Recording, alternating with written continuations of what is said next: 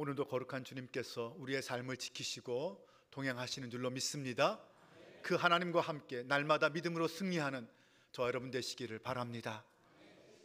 지난주 우리는 죽은 교회를 부검해 보았습니다. 여러분들은 그것을 보면서 어떤 생각을 하셨습니까? 그것은 한 교회에만 적용되는 것이 아닙니다. 한 개인에게, 그리고 작은 속회나 선교회, 교회학교, 그 모든 기관에도 똑같이 적용되는 이야기입니다.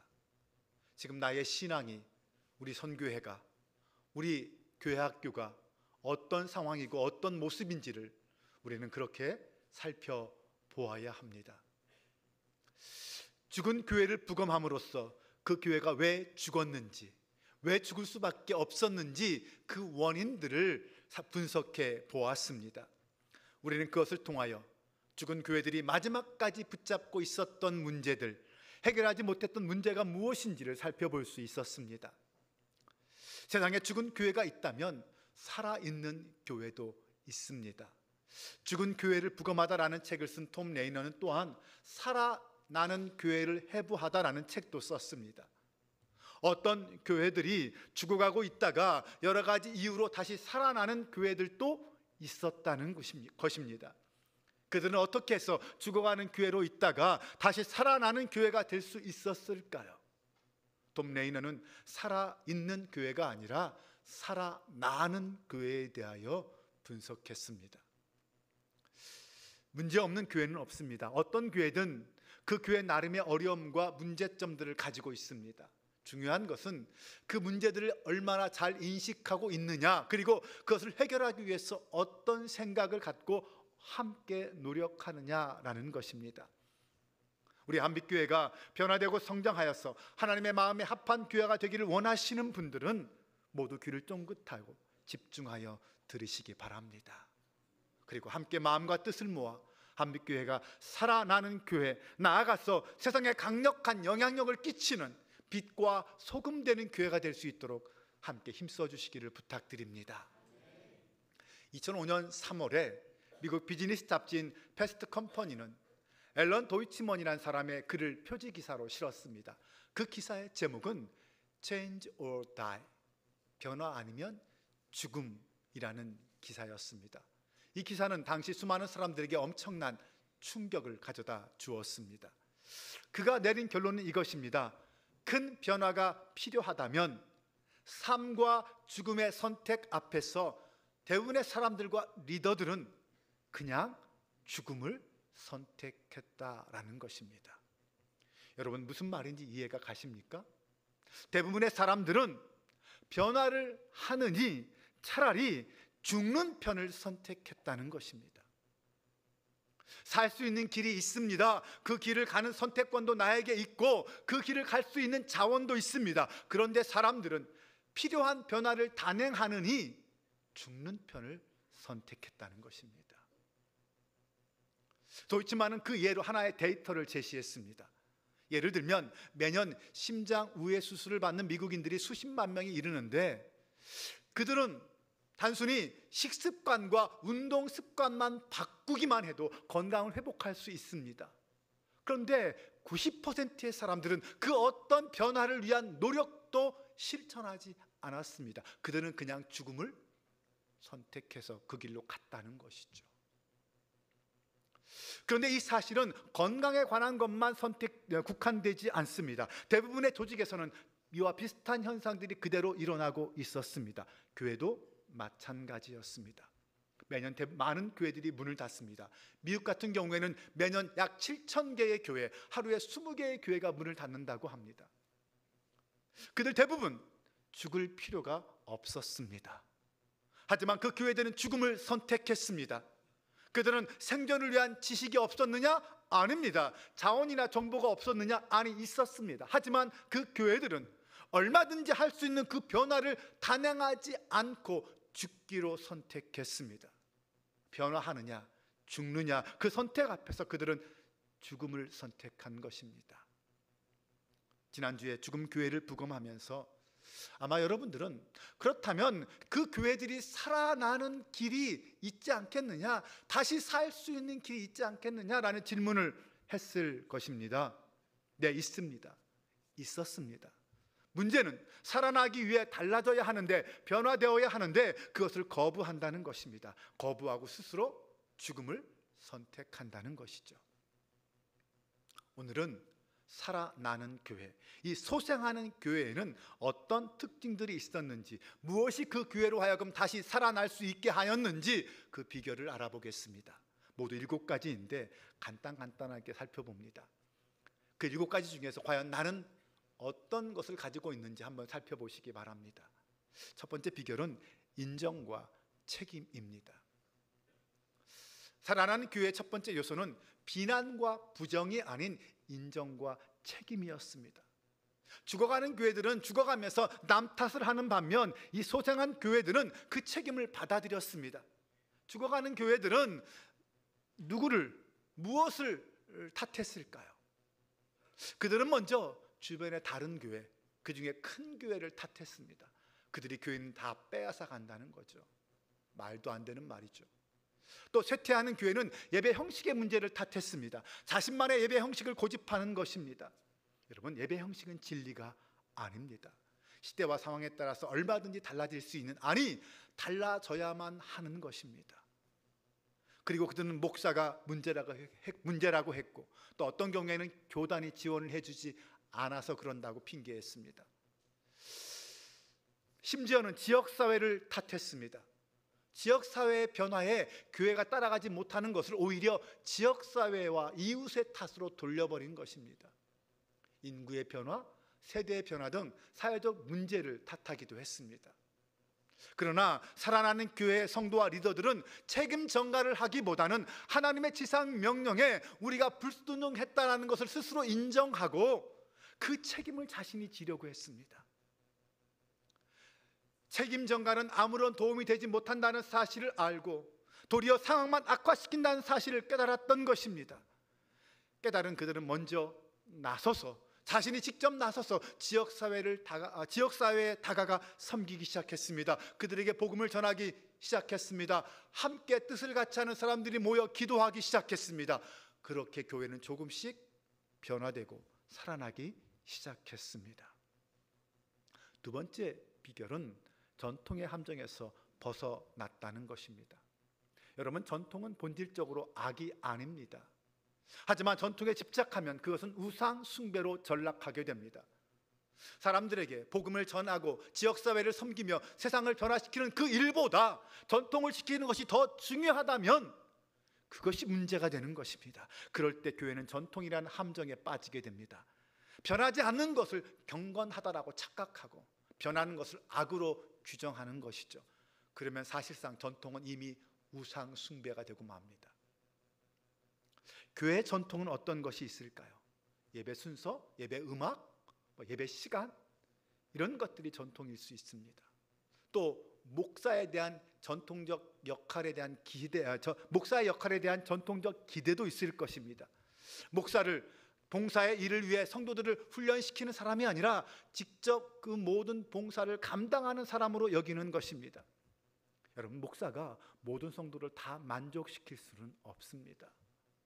목사가 모든 곳에 다 있을 수도 없고요. 여러분, 목사에게 독심술을 요구하지 마세요. 혹시 목회자를 향해서 그러라고 월급 주는 것이다 라고 한다면 그것은 비성경적이고 무정하고 무례한 말입니다. 그리고 교회 내 기관들과 사역 프로그램 등이 전통이 될 수 있습니다. 예전 것만 고집하고 새로운 것을 도입하려고 하지 않는 거죠. 또는 나의 눈물과 헌신과 사랑이 담긴 예배당, 또는 내가 봉헌한 성물, 이런 전통을 붙잡고 놓지 못하는 경우도 있습니다.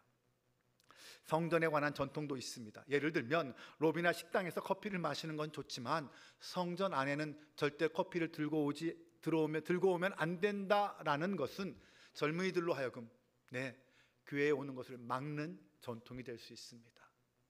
이 시간 공개적으로 말합니다. 들어올 수 있습니다. 그렇지만 컵이나 종이컵이 아니라 텀블러, 성전 안에는 꼭 텀블러를 가지고 들어오시기를 부탁드립니다. 1층에서는 아무거나 써도 될 수 있겠지만 우리가 지읒교회를 표방하고 있는데 점점 종이컵 사라질 겁니다. 이제 안 놓을 거예요. 여러분 텀블러를 가지고 다니시거든 아니면 교회에서 사용하는 다용도 컵을 사용해야 할 것입니다. 이런 전통의 함정에서 벗어나는 교회는 먼저 기도를 시작했습니다. 전통이라는 우상을 내려놓고 하나님이 행하시려는 그 일에 마음을 연 것입니다. 교회의 초점을 내부가 아니라 외부에 두기 시작했습니다. 그때부터 교회는 달라지기 시작했습니다. 네, 우리가 우상을 버리면 그때부터 하나님이 역사하시기 시작한다는 사실을 믿으시기 바랍니다. 세 번째 비결은 바른 지표를 세웠다는 것입니다. 살아나는 교회는 자신의 현 상태를 파악할 수 있는 새로운 점수판, 숫자판을 만들었습니다. 교인의 출석 수, 지난 1년 동안 등록한 교인 수, 전도한 사람 수, 전도되어 온 사람 수, 지난 몇 년 동안의 헌금의 변화, 연령대별 헌금자 수, 속회 참석 인원, 세례자 수 등 다양한 데이터를 수집했습니다. 물론 누군가에게 책임을 전가하기 위해서 한 것이 아니라 그 이유가 무엇인지 파악하고 두려움을 갖기 위해서, 그리고 앞으로 무엇을 어떻게 해야 하는지 알기 위해서 파악했습니다. 그들은 먼저 기도하면서 필요한 변화를 단행했습니다. 회심자가 나타나지 않으면 전도에 박차를 가했고, 사역에 봉사자들이 등장하지 않으면 사역에 대한 참여를 격려하며 사역자들을 세우기 위해서 노력했습니다.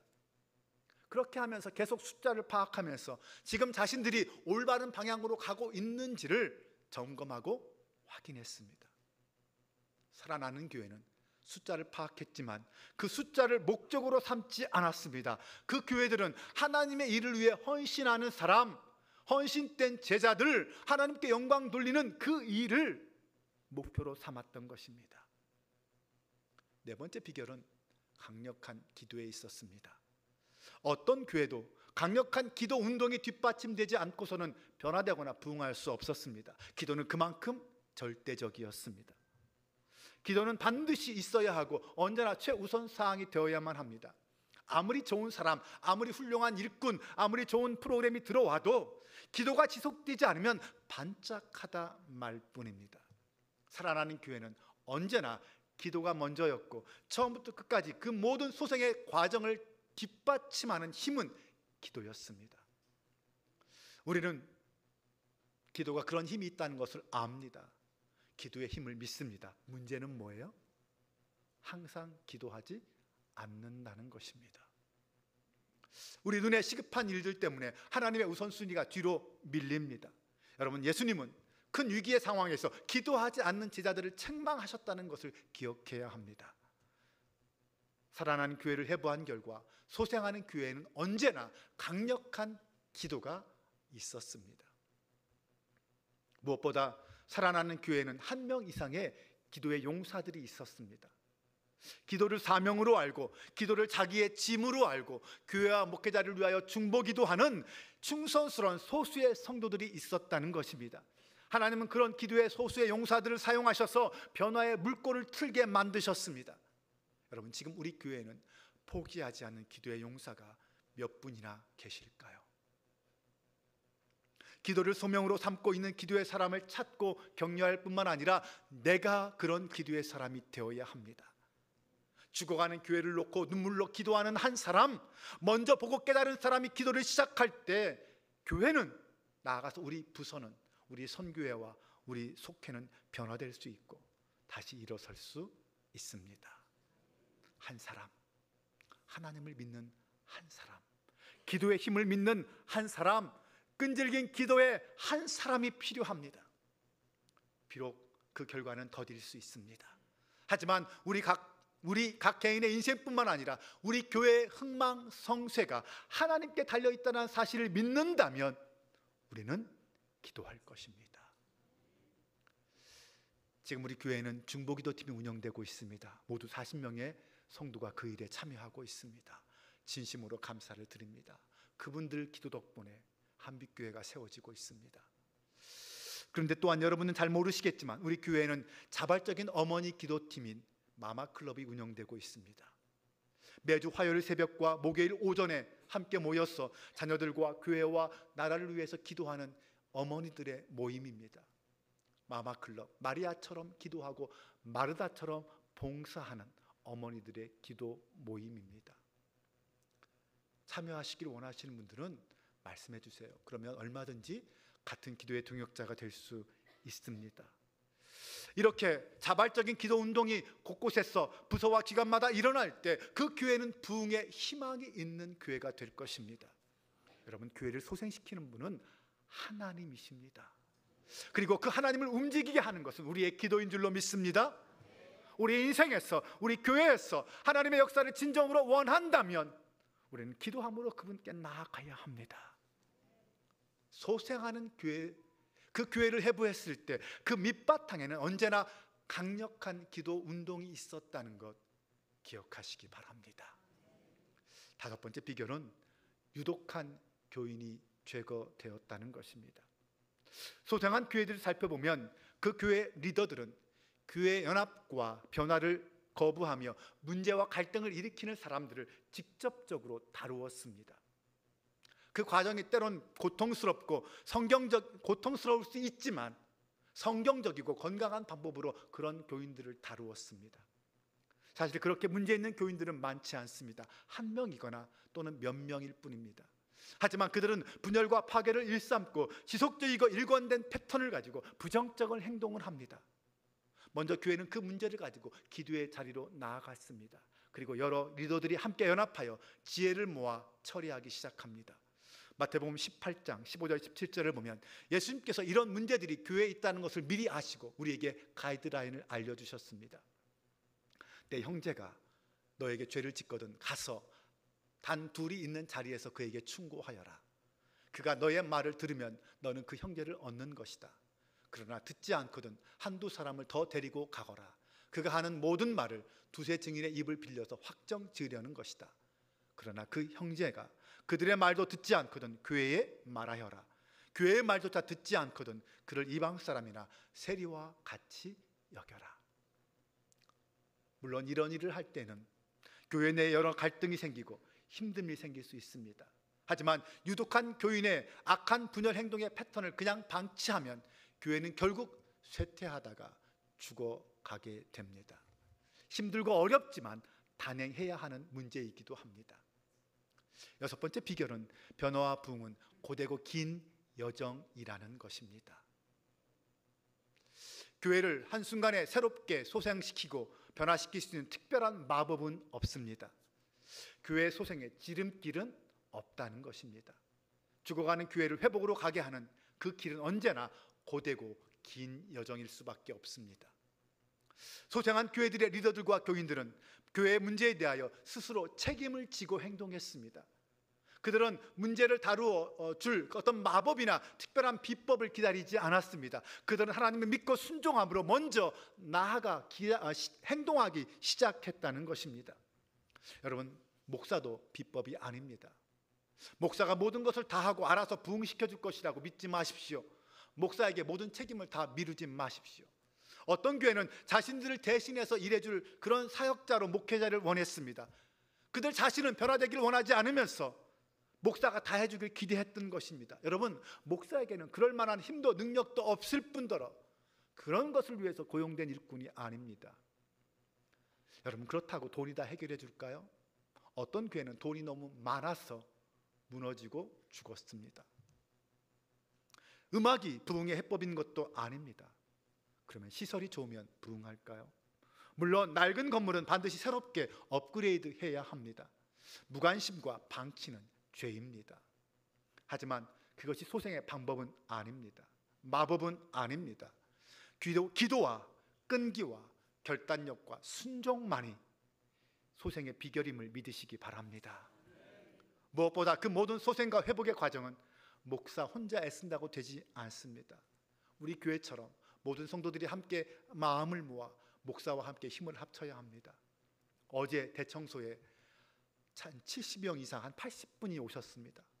그래서 함께 대청소해 주셨어요. 역사상 가장 많은 성도들이 모여서 청소한 날입니다. 이렇게 함께 사역해야 합니다. 교인들이 또한 목사와 함께, 교회와 함께 기도해야 합니다. 또한 소생한 교회는 교회의 소생이라는 그 중티제한 일을 다른 사람의 손에 미루지도 않았고, 또 외주를 주려고 하지도 않았습니다. 너도나도 손팔을 걷어 붙이고 함께 나섰습니다. 순종하는 그 일을 다른 사람에게 맡기거나 외주로 줄 수 없다는 것을 알았다는 것이죠. 또한 그들은 특별한 마법이나 비법을 통해서 회복이 불가능하다는 것을 알았습니다. 그래서 기꺼이 자기의 몸, 자기의 물질, 자기의 마음을 헌신한 것입니다. 7번째 비결은 새신자 교육에 있었습니다. 살아나는 교회들의 마지막 특징은 교인 등록의 핵심이 예배에 참석하느냐가 아니라 궁극적으로 교회 공동체에 속하여 함께 기여하고 있느냐라는 것이었습니다. 교인이란 그 공동체를 섬기고 그 공동체에 기여하는 사람들이어야 합니다. 새신자 교육을 통하여 성경적인 교인의 자격이 무엇인지 깨닫게 된 것이죠. 받는 것이 아니라 줄 때, 섬김을 받는 것이 아니라 섬길 때 주어지는 것이 바로 교인의 자격이라는 것을 가르쳐 주었던 것입니다. 교인의 역할이 무엇인지 전혀 모르는 사람들과 무슨 일을 할 수 있겠습니까? 먼저 새신자들에게 교인이란 어떤 사람인지 그 책임과 의무를 가르쳐주고 소그룹에 속해서 함께 그 책임과 의무를 다하게 할 때 교회는 서서히 변화되기 시작했습니다.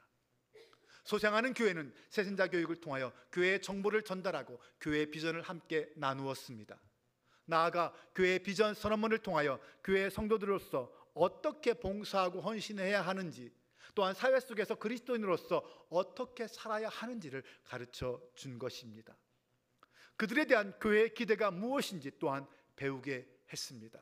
그리고 함께 그 일에 실천적으로 동참할 수 있는 봉사와 헌신의 자리에 나아가게 하였습니다.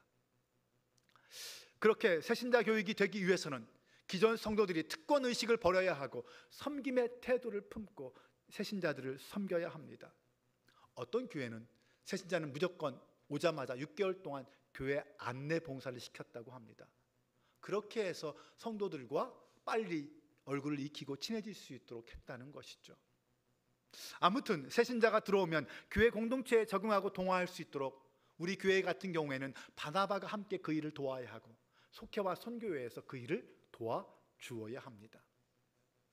사랑하는 여러분, 우리가 변화를 위해서 기도하기 시작할 때 하나님이 일하기 시작한다는 사실을 믿으시기 바랍니다. 우리 교회가 자신보다 남들을 더 생각하는 쪽으로 방향을 트는 순간 이미 회복은, 소생은 시작하고 있다는 것을 믿으시기 바랍니다. 지난주 제가 죽은 교회를 부검하면이라는 것과 이번 주 살아나는 교회를 회복하면이라는 설교를 한 이유가 무엇일까요? 지금 우리 교회가 처한 상황이 아주 중요한 변곡점에 와 있기 때문입니다. 지금 우리의 결단과 행동이 10년, 20년 뒤에 한빛교회의 미래를 결정합니다. 오늘 이 자리에 계신 여러분들의 변화와 헌신을 위한 결단이 한빛교회의 미래를 결정한다는 것입니다. 프로그램을 목적이 아니라 사역을 위한 수단으로 삼으시기 바랍니다. PPT 빨리 넘겨주세요. 교회의 예산과 역량을 내부에 초점을 맞추지 말고 교회 밖의 사역에 집중해 주시기 바랍니다. 목사의 인정을 바라는 태도를 넘어 섬기고 봉사하며 나의 필요보다 남들의 필요를 먼저 챙기는 그런 성도가 되시기 바랍니다. 직분이나 나이 등의 특권의식을 넘어서 교회나 목사를 위해 목사가 무엇을 해주기를 바라기보다는 무엇을 어떻게 섬길까를 묻는 성도가 되시기 바랍니다. 분노와 비난을 넘어 서로 섬기고 격려하는 성도가 되시기 바랍니다. 전도에 대한 무관심을 넘어 매일, 매주, 매월 전도자의 자리에 서서 복음을 전하는 성도가 되시기 바랍니다. 변화에 대한 저항을 넘어 변화에 대한 열린 태도를 갖는 성도가 되시기 바랍니다. 이제 마지막으로 오늘 설교를 시작하면서 말씀드린 앨런 도이치먼의 Change or Die, 그 기사의 내용을 한번 생각해 보시기 바랍니다. 삶과 죽음의 선택 앞에서 큰 변화를 단행해야 할 대부분의 교인들과 리더들은 죽음을 선택했다고 했습니다. 오늘 우리는 내 인생 속에서 그리고 우리 교회를 향해서 이 말을 진지하게 묵상해 보시기 바랍니다. 변하지 않으면 죽는다라는 이 말은 변하면 산다라는 뜻이기도 합니다. 변할 것인가 죽을 것인가, 이 선택의 기로에서 살기를 선택하는 저와 여러분 되시기를 주님의 이름으로 축원합니다. 우리 함께 시간 찬양으로 하나님 앞에 나아가겠습니다. 한빛교회가 살아나는 교회를 넘어 참된 부흥의 역사를 경험하는 교회가 되기를 소망합니다. 우리의 마음을 열고 분명한 목적, 그 목적을 향하여 뜨겁게 기도하며 하나 되어 변화의 자리로 나아가는 성도가 될 수 있기를 바랍니다. 우리 함께 우리를 사용하셔서 함께 찬양하겠습니다.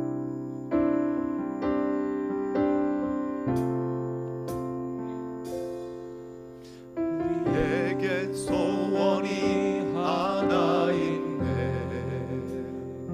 주님 다시 오실 그날까지, 다시 오실 그날까지 우리 가슴에 새긴 주의 십자가 살아 나의 교회를 사랑케 하네. 주의 교회를 향한 우리 마음, 주의 교회를 향한 우리 마음, 희생과 포기와 가난과 고난, 여 죽음조차 우릴 막을 수 없네. 우리 교회는 이 땅에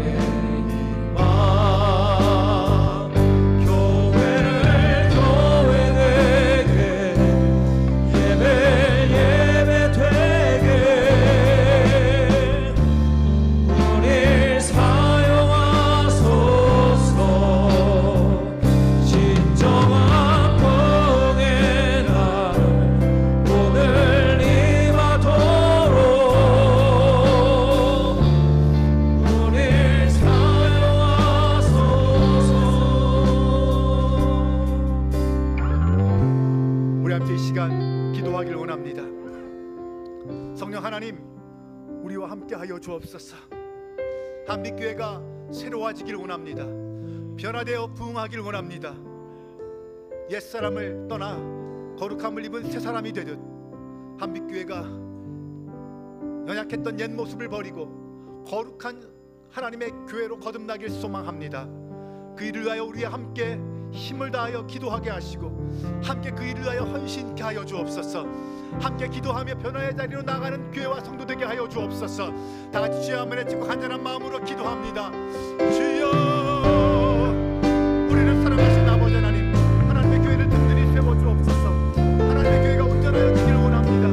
하나님께서 소원하시고 기뻐하시는 그 교회의 자리로 나아가게 하여 주옵소서. 하나님의 뜻을 이루고 하나님의 마음에 성실한 교회가 되게 하여 주옵소서. 아버지 하나님, 우리의 예배를 세워주게 하시고 우리의 헌신, 우리의 모든